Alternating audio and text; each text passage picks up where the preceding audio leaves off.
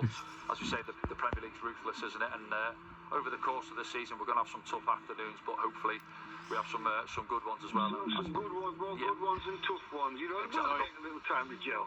You know, I mean, we'll have to see about getting the centre half in. I mean, this is one with Luimi's looking.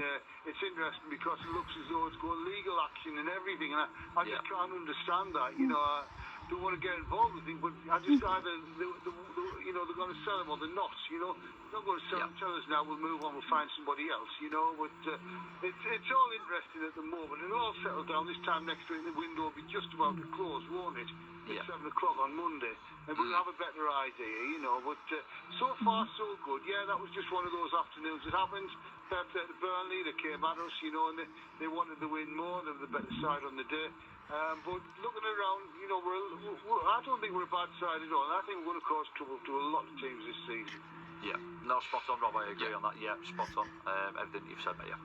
Rob, going to have to leave it there. A little bit shorter for time tonight. Squeezing everything. I really appreciate your call. 0800 234 6565. Still plenty of time for you to get your calls in and have a chat with Danny about Sunderland, John Anderson about Newcastle United as well. This is going to be a relatively short section when we ask Matthew Raisbeck about the Newcastle United team. Go on. Unchanged from Aston Villa. No Isak, by the way, just in case you were wondering. But it's not a surprise. He was not expected to play any part. So Newcastle United once again. Pope in goal. Trippier, Cher, Byrne, Livramento at the back.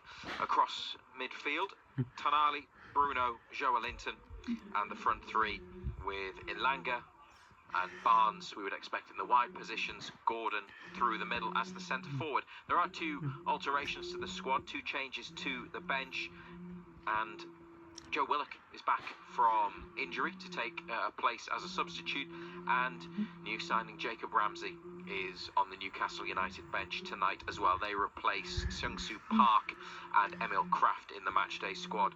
The substitutes: Ramsdale, Hall, Botman, Chow, Osula, Murphy, Willock, Ramsey and Miley. But Newcastle United starting 11 to play Liverpool is unchanged from the one that was named at Aston Villa last Saturday. Reza, thank you indeed for the moment. Short but sweet.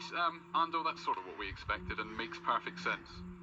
Yeah, no surprises at all. You know, in fact, it would have been a bigger surprise if he hadn't made changes, to be quite honest, because, as I say, I thought they played well last week at Villa, especially first half. Just couldn't get the goal that we probably deserved, but yeah, no surprises, just exactly what we thought it would be. Yeah, and nice to see Joe Willock back. That makes a difference. Yeah, it gives you an option on the bench. All of a sudden, you look at that bench now, and there's a bit of depth, a bit of strength and depth to it now as well. You know, he's Ramsey's on there, Chow's on there. You know, Willock coming back in. Young Hall's back as well. So you know, there is strength and depth all of a sudden on the bench.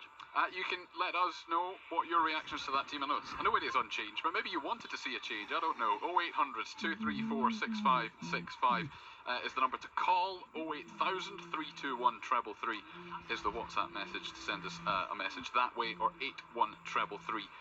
If you want to send us a text message, start all of those messages with the letters BBC. I'm delighted to welcome to Total Sport Mike Hughes, BBC Radio Merseyside commentator. Good evening, Mike. Hi there, how's it going? Hey, Mike. Was it as warm and sunny and hot as this the last time you came to St James's Park? I know the answer to that. Do you know, I don't think it was. I don't think it ever has been. It is a glorious night, and we've talked a little bit about what we think the atmosphere will be like from 8 o'clock onwards.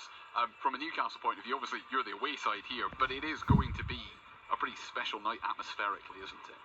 It is, because it always is for a kick-off. We saw the atmosphere last season in the 3-3 draw, which was an incredible game, with Newcastle taking the lead, Liverpool hitting back, looking to have won the points, Newcastle equalised at the death. I thought that a draw was a fair result on